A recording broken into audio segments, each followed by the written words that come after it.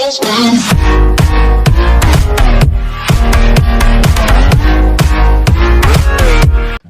दोस्तों, मैं हूं मोटिवेशनल स्पीकर और वीडियो मार्केटर। आज के इस वीडियो में मैं बताने वाला हूं कि समय का क्या महत्व है। क्या हमें समय का सही उपयोग करने आता है? नहीं। तो आज इन सारे सवालों का जवाब मैं इस वीडियो में देने जा रहा हूं। इस वीडियो को बिना स्किप किए हुए शुरू से अंत तक जरूर देखें। तो चलिए आज का टॉपिक शुरू करते हैं कि समय का महत्व क्या है। दुनिया का हर काम पहली बार करने वाले इंसान के लिए एक पहेली है जिसे वह करना शुरू करता है और अभ्यास करते करते उस काम को अच्छी तरह करना सीख जाता है। यह बिल्कुल सच है। किसी भी काम को करने का कोई एक निश्चित तरीका नहीं है। एक ही काम को लोग अलग अलग तरीके से करते हैं, लेकिन सबसे जरूरी बात यह है कि हम जिस काम को करने जा रहे हैं उसे पूरा करने का सबसे आसान तरीका कौन सा है। यही तरीका हमें पहचानना या ढूंढना है। यदि हम ऐसा कर पाते हैं तो इसका मतलब यह हुआ कि हमें वह काम करना आ गया। मैं यहाँ पर एक बात कहना चाहूँगा, जहाँ पर हम थक कर रह जाते हैं वहीं से निकलती है हमारी मंजिल की राहें। तो हमें निराश नहीं होना है, मुझे आगे बढ़ते रहना है। अब दूसरी सबसे जरूरी बात यह है कि इस पूरी प्रक्रिया के दौरान सबसे ज्यादा मुश्किलें कहाँ थी। आपको उन मुश्किलों को भी पहचानना होगा ताकि अगली बार उन मुश्किलों से निपटने के लिए आप पहले से सतर्क हो जाएं। उदाहरण के लिए मैं एक बात बताना चाहूँगा। मान लीजिए आप किसी ऐसे अनजान रास्ते पर चल रहे हैं जो पानी से भरा हुआ है और अचानक आपका पैर किसी गड्ढे में चला जाता है तथा आप डर जाते हैं या आपको चोट लग जाती है। और फिर कभी जब आप दोबारा उसी रास्ते पे चलते हैं तो उस गड्ढे वाली जगह पर पहुंचने से पहले सावधान हो जाएंगे और अपने कदम को संभाल कर चलना शुरू कर देंगे। इस तरह आप अपना पैर दोबारा उस गड्ढे में जाने से बचा सकेंगे। रविंद्रनाथ टैगोर जी ने बहुत ही अच्छी बात कही है। आप केवल समुद्र के किनारे खड़े होकर और पानी को निहार कर उसे पार नहीं कर सकते। आपको कुछ अलग करने के लिए तैयार होना पड़ेगा। सफलता का रहस्य तब तक काम नहीं करेगा जब तक आप कुछ करना शुरू नहीं कर देते। जिस तरह कमल कीचड़ में उगता है, हीरा कोयले की खान से निकलता है, इसी तरह सफलता का रास्ता भी असफलता से होकर ही गुजरता है। इसका मतलब यह हुआ कि असफलता के रास्ते पर चले बिना सफलता संभव ही नहीं है। असफलता जीवन का वह सुनहरा पड़ाव है जहां पर आप सफलता के सबसे नजदीक होते हैं और सफलता आपको गले लगाने के लिए अपनी बाहें फैलाकर अपना इंतजार करती रहती है। बस आपको इतना हिम्मत करना है, बस आपको हारने नहीं देना है, अपने आप को डिमोटिवेट नहीं होने देना है। यहाँ असफलता का मतलब गलतियों से है। गलतियों से ही हम सीखते हैं। एक गलती हमें उस काम को करने का सही तरीका सिखाती है।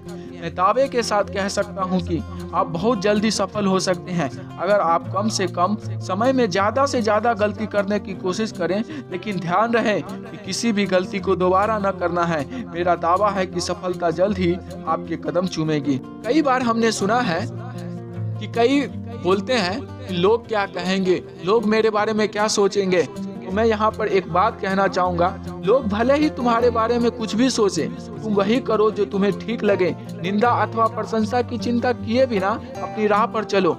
आइए इसे और विस्तार से समझें। इस दुनिया में जितने भी आविष्कार हुए हैं सब किसी न किसी गलती के नतीजे हैं। जब हम चलना शुरू करते हैं तो शुरू में लड़खड़ाते हैं, फिर धीरे धीरे चलना सीख जाते हैं। जब हम बोलना शुरू करते हैं तो शुरू में हकलाते हैं, तुतलाते हैं, फिर धीरे धीरे बोलने भी लग जाते हैं। जब हम कोई वाहन चलाना सीखते हैं तो उसकी शुरुआत गलती से ही होती है और धीरे धीरे वाहन चलाने में निपुण अथवा पारंगत हो जाते हैं, सीख जाते हैं। किसी किताब में मैं पढ़ा था कि practice is the man perfect. मैं आपको कहना चाहूँगा कि आप अपने गलतियों से सीख ले, उसे दोबारा न दोहराएं। तो आइए मैं आपको प्रैक्टिस क्या है। प्रैक्टिस एक ऐसी प्रक्रिया है जो दुनिया के किसी भी काम के लिए बेहद जरूरी है। इस प्रक्रिया से हम पता लगा सकते हैं कि हमने क्या खोया, क्या पाया, क्या सही है, क्या गलत है, क्या करना है, क्या नहीं करना है, कैसे गलतियों को दोहराने से बचा जा सके, कैसे अपनी कार्य क्षमता और उत्पादक को बढ़ाया जाए। यदि हम गलतियां नहीं कर रहे हैं तो इसका मतलब यह हुआ कि हम प्रयास भी नहीं कर रहे हैं। यदि गलतियां दोहरा रहे हैं तो इसका मतलब यह हुआ कि हम मूर्खता कर रहे हैं। मैं यही कहूँगा कि अपने गलतियों से सीख ले और उसे दोबारा न दोहराएं। मैंने किसी किताब में पढ़ा था कि कई गलतियां विकास की निशानी हैं, जबकि पुरानी गलतियां बेहोशी की कहानी हैं। इसे इस तरह भी कह सकते हैं कि नासमझ के लिए असफलता दुख है, परेशानी है, और समझदार के लिए असफलता आगे की विकास की तैयारी है।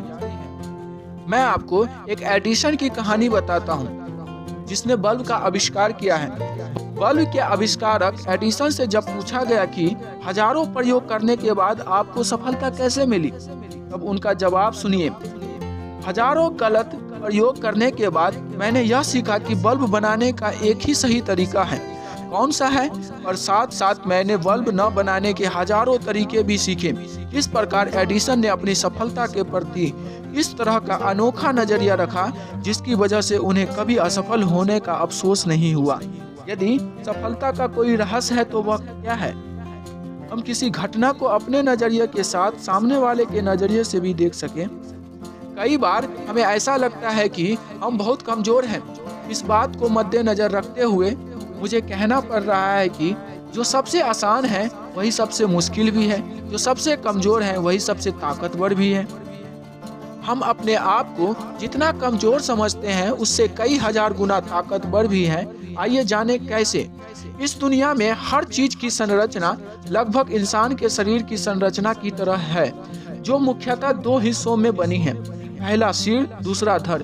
यदि हम किसी भी चीज पर विचार करें तो पाएंगे कि दुनिया की लगभग सारी चीजें मूल रूप से इन्हीं दो हिस्सों पर बनी हैं।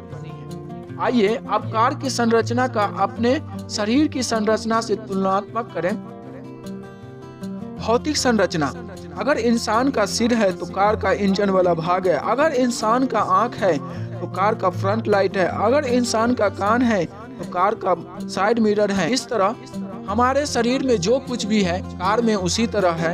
इस तुलना से यह साबित होता है कि हमसे ज्यादा ताकतवर कुछ हो ही नहीं सकता, क्योंकि जब 1 लीटर क्षमता वाला इंजन इतनी शक्ति पैदा कर सकता है कि 1350 किलोग्राम वजन वाली कार को 150 किलोमीटर प्रति घंटा से भी ज्यादा रफ्तार दे सकता है, तो अब आइए जरा कल्पना करें कि हमारी रफ्तार क्या हो सकती है। क्योंकि हमारे शरीर का इंजन 6000 सीसी से 7000 सीसी यानी 6 से 7 लीटर क्षमता वाला है। यहाँ पर हमारा खून ही हमारे शरीर का इंजन ऑयल है।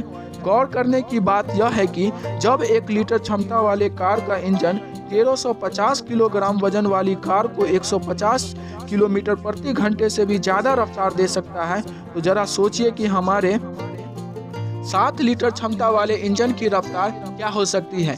जबकि हमारे पास दिमाग है, सोचने की शक्ति है, जो कार में नहीं है। हमारे शरीर का मूल तत्व खून है, जो खुद ही फिल्टर होता रहता है, जबकि इंजन ऑयल खुद फिल्टर नहीं होता।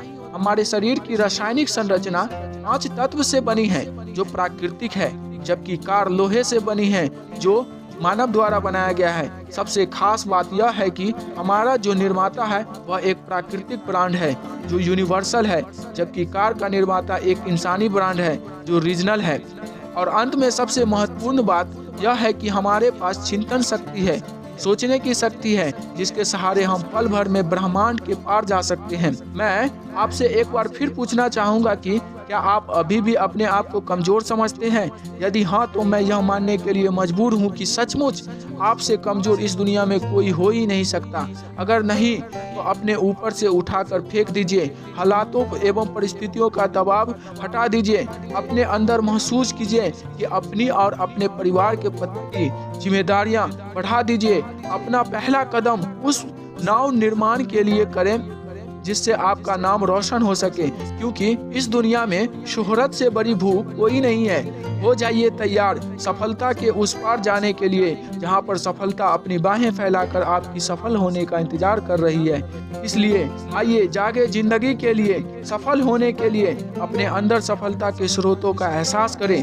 सपने देखें, लक्ष्य निर्धारित करें। लक्ष्य को पूरा करते समय उन मुश्किलों को ढूंढें जो सफलता तक पहुंचने में कांटा बनी हुई है, और सफलता के उस पार हो जाएं। तो आज के लिए इतना ही, फिर मिलते हैं अगले वीडियो में। तब तक जय हिंद, जय भारत। इस वीडियो के बारे में अपनी राय कमेंट सेक्शन में जरूर दें, और अगर आप मेरे चैनल पर नए हैं तो मेरे चैनल को सब्सक्राइब करें और बेल आइकन को भी दबा दें, ताकि आने वाली वीडियो की नोटिफिकेशन आपके मोबाइल पर मिलती रहे। और अपने दोस्तों को भी जरूर शेयर करें।